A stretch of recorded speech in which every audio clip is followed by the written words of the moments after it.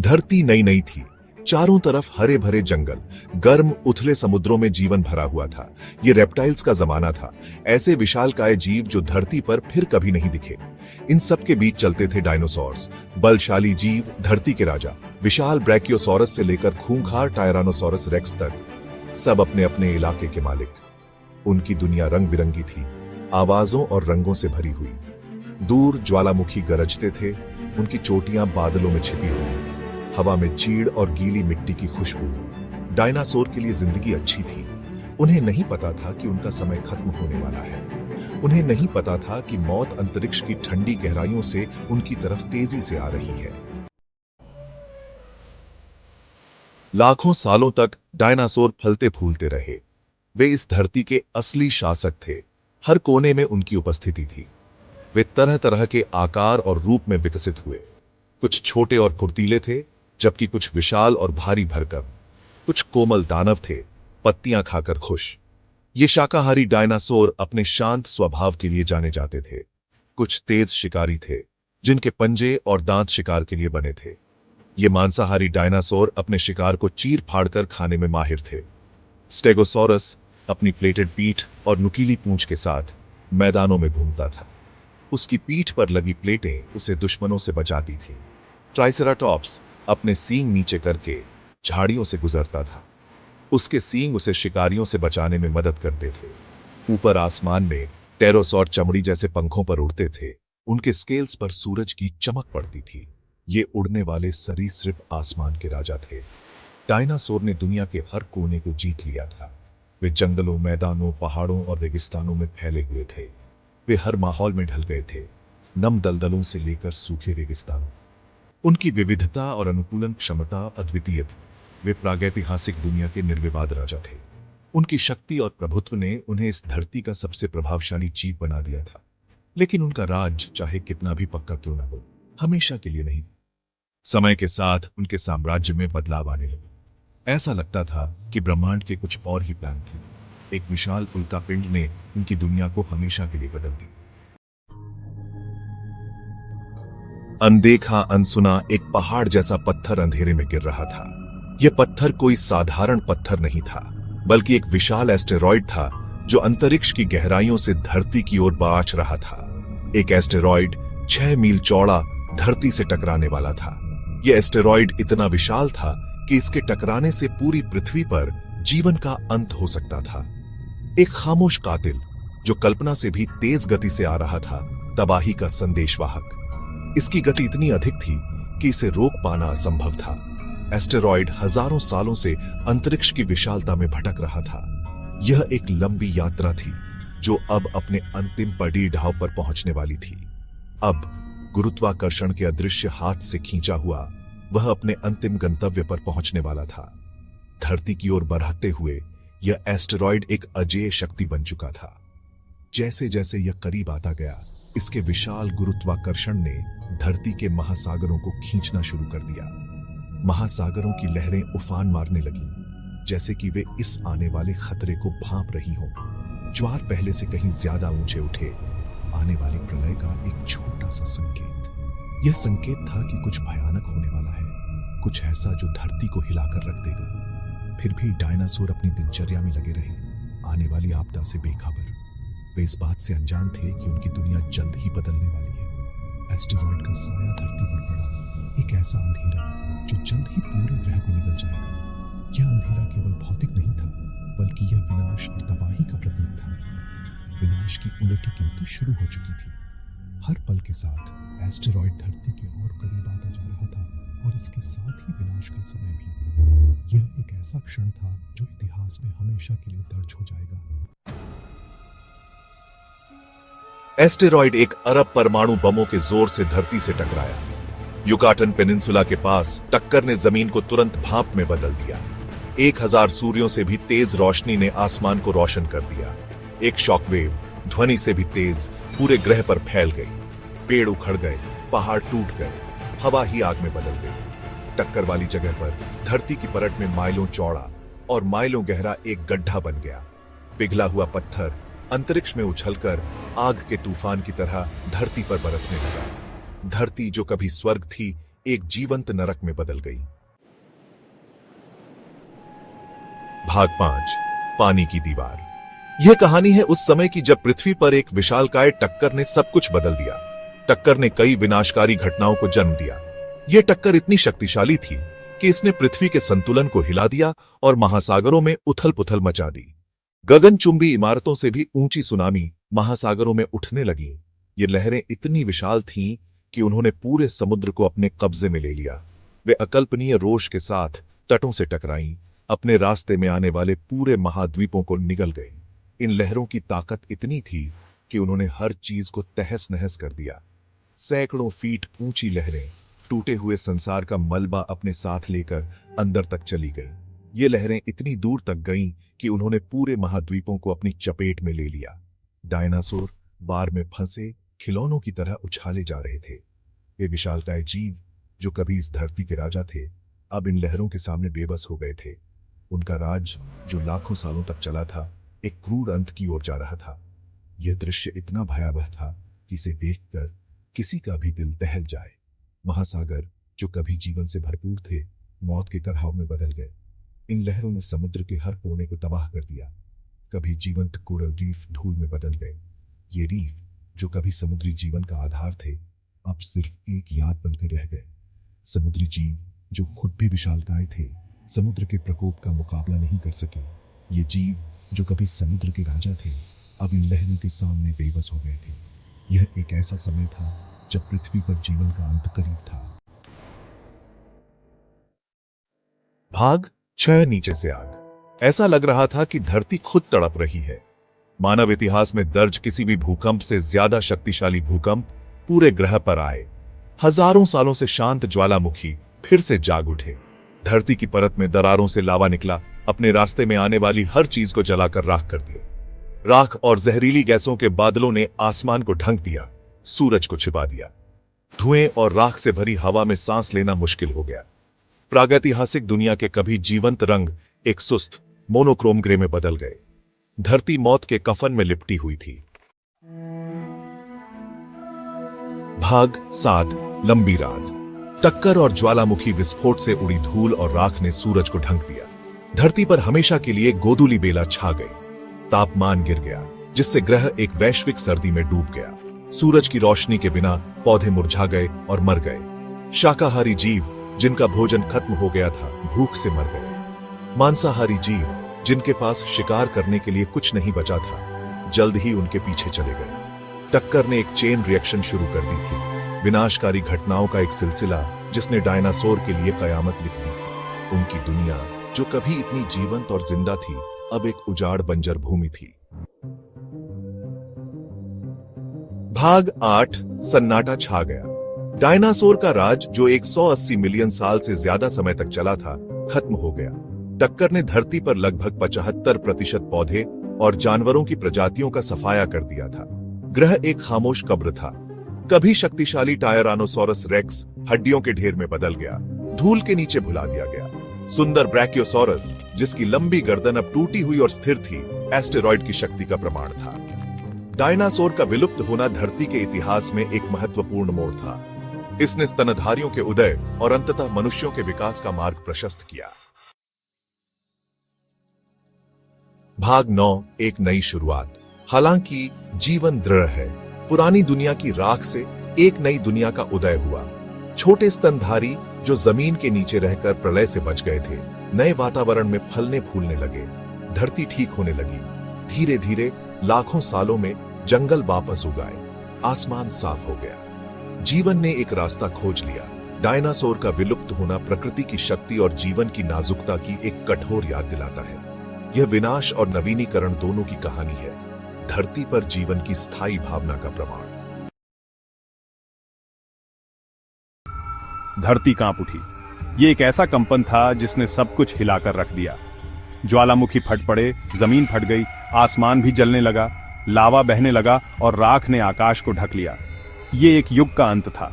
समय का पहिया घूम रहा था और एक नया अध्याय शुरू होने वाला था। 180 मिलियन सालों तक पृथ्वी के राजा रहे शक्तिशाली डायनासोर अपने विनाश का सामना कर रहे थे। वे भाग रहे थे, चिल्ला रहे थे, लेकिन कोई बचाव नहीं था। एक विशाल क्षुद्र ग्रह मीलों चौड़ा पृथ्वी से टकराया। इस टक्कर ने सब कुछ बदल दिया। इस टक्कर ने अकल्पनीय विनाश लाया। मलबा हर जगह बिखर गया और जंगल नष्ट हो गए। सुनामी महाद्वीपों में फैल गई, अपने रास्ते में सब कुछ डुबो दिया। शहर और जंगल पानी में समा गए। दुनिया भर में जंगल की आग भड़क उठी, वातावरण धुएं से भर गया। पेड़ जलने लगे और धुआं हर जगह फैल गया। सूरज, जो कभी जीवन का स्रोत था, अब धूल और राख के पीछे छिप गया था। दिन और रात का अंतर मिट गया। इस तबाही के बाद पृथ्वी पर कुछ ही जगहें सुरक्षित थीं। ये स्थान अब भी जीवन की कुछ झलक दिखा रहे थे। हवा जहरीली गैसों से गर्म हो गई। सांस लेना मुश्किल हो गया था। जो जीव शुरुआती टक्कर या उसके बाद की अफरा तफरी से नहीं मरे, उन्हें भूखमरी या दम घुटने से धीमी और दर्दनाक मौत का सामना करना पड़ा। यह एक क्रूर अंत था। डायनासोर का युग समाप्त हो गया था, एक ब्रह्मांडीय तबाही की वजह से। उनके अवशेष अब केवल इतिहास का हिस्सा थे। इस खोई हुई दुनिया के खंडहरों में पृथ्वी के इतिहास का एक नया अध्याय शुरू होने वाला था। जीवन फिर से उभरने लगा। डायनासोर का राज खत्म हो गया था, लेकिन जीवन दृढ़ और अनुकूल एक रास्ता खोज लेगा। छोटे जानवर और नए जीवन रूप उभरने लगे। सूरज, जो कभी एक तेज चमकता हुआ प्रकाश था, अब धूल के एक आवरण के पीछे एक हल्का सा भूत था। यह दृश्य एक समय की चमकदार दुनिया की याद दिलाता है, जो अब धुंधली और धूल से ढकी हुई है। तापमान गिर गया, पृथ्वी को लंबे समय तक ठंड और अंधेरे में डुबो दिया। यह ठंड इतनी तीव्र थी कि जीवन के लिए संघर्ष और भी कठिन हो गया। महाद्वीपों पर फैले हरे भरे जंगल मुरझा गए और मर गए। पेड़ और पौधे, जो कभी जीवन का प्रतीक थे, अब केवल सूखी शाखाओं के रूप में बचे थे। कभी जीवंत नदियां और झीलें मलबे से भर गईं। पानी के स्रोत, जो जीवन का आधार थे, अब केवल सूखी दरारों और बिखरे हुए पत्थरों से भरे थे। यह मौत और सन्नाटे का समय था, उस जीवंत दुनिया के बिल्कुल विपरीत जो कुछ समय पहले ही मौजूद थी। हर जगह एक अजीब सी खामोशी थी, जो कभी न खत्म होने वाली लगती थी। फिर भी इस उजाड़ परिदृश्य में भी जीवन कायम रहा। कुछ पौधे और जीव इस कठिन परिस्थिति में भी अपने अस्तित्व की लड़ाई लड़ते रहे। छोटे स्तनधारी जमीन के नीचे बिल बनाकर जीवित रहने में कामयाब रहे। उनकी छोटी छोटी आंखें और नन्हे पंजे इस नई दुनिया में उनकी ताकत बन गए। उनके छोटे आकार और अनुकूलता ने उन्हें इस कठोर नई दुनिया में अस्तित्व बनाए रखने की अनुमति दी। वे अपने चारों ओर की हर चीज से सीखते और अनुकूलित होते रहे। वे कीड़े, जड़ें और बीज जीवित रहने के लिए कुछ भी खाते थे। उनके लिए हर दिन एक नई चुनौती थी, लेकिन वे हार नहीं मानते थे। ये अतीत के शक्तिशाली जीव नहीं थे, लेकिन ये एक नई दुनिया के उत्तराधिकारी थे। उनकी दृढ़ता और अनुकूलता ने उन्हें इस नई दुनिया में जीवित रहने का मौका दिया। वे एक नए युग के बीज थे, वह युग जो पृथ्वी पर जीवन के प्रमुख रूप में स्तनधारियों के उदय को देखेगा। यह एक नई शुरुआत थी, एक नई उम्मीद के साथ। जैसे जैसे धूल जमती गई और सूरज धीरे धीरे अंधेरे से बाहर निकला, पृथ्वी ठीक होने लगी। डायनासोर का राज्य खत्म हो गया था और बचे हुए छोटे और साधारण जीव ग्रह पर फिर से दावा करने लगे।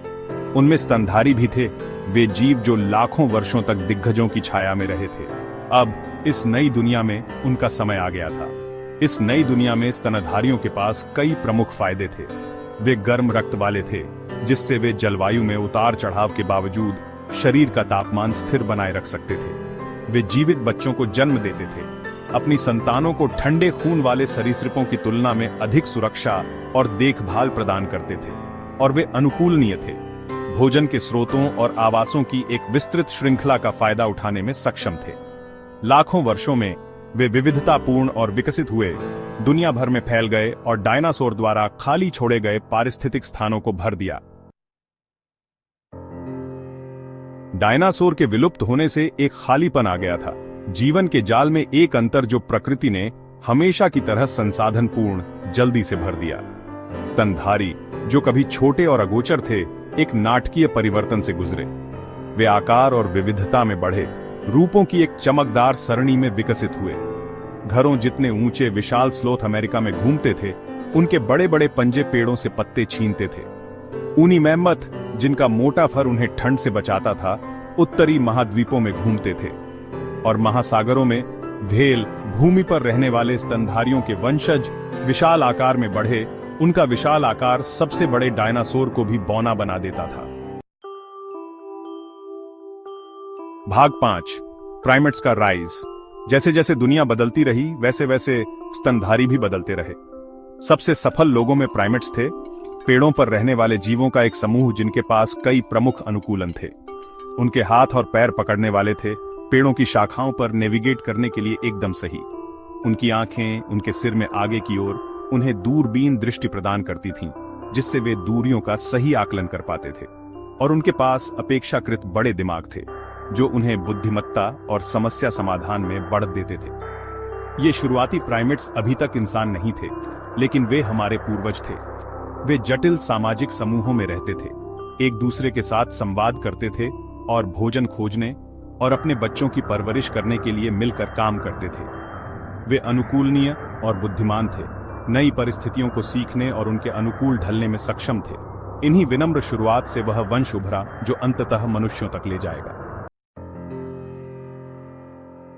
भाग 6, एक नई तरह की इंटेलिजेंस। लाखों साल बीत गए और प्राइमेट्स का विकास जारी रहा। वे बदलते वातावरण के साथ अनुकूलित होते रहे, अपने अस्तित्व को बनाए रखने के लिए नए तरीकों की खोज करते रहे। अफ्रीका में होमिनिड्स नामक प्राइमेट्स के एक समूह ने एक अनोखा विकास पथ अपनाया। वे अन्य प्रजातियों से अलग हो गए और अपने विशेष गुणों को विकसित किया।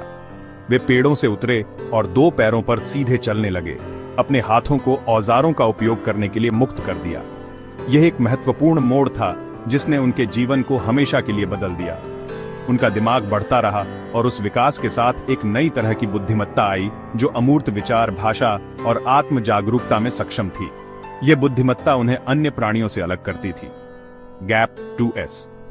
ये शुरुआती इंसान अभी भी प्राकृतिक दुनिया से जुड़े हुए थे। वे अपने पर्यावरण के साथ तालमेल बिठाते थे और उसकी गहराई को समझते थे। वे अपने भोजन के लिए शिकार करते थे और इकट्ठा करते थे, अपने परिवारों को पोषण देने के लिए हर संभव प्रयास करते थे। गुफाओं में आश्रय ढूंढते थे, जहां वे सुरक्षित महसूस करते थे और अपने समूह के साथ समय बिताते थे, और छोटे खानाबदोश समूहों में रहते थे। ये समूह एक स्थान से दूसरे स्थान पर जाते थे, अपने जीवन को बेहतर बनाने के लिए, लेकिन वे अपने पर्यावरण को आकार देना भी शुरू कर रहे थे।